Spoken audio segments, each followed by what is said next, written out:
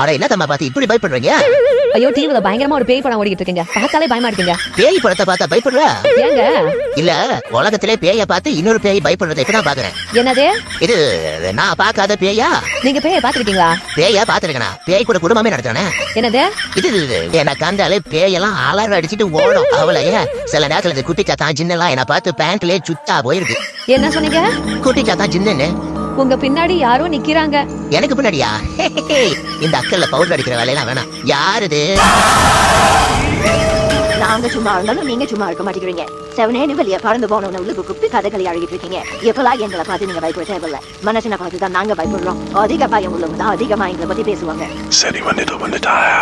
வர என்னோட படம் நுபலியாவது ஒழுவாயிட்டா இந்த பைட் அதை மறக்காம குடும்பத்தோட பச்சாட்டுல பாருங்க. இன்னும் பயங்கரமா இருக்கும். சரி கண்டிப்பா போய் பாக்குறோம். என் புருஷன் எங்க?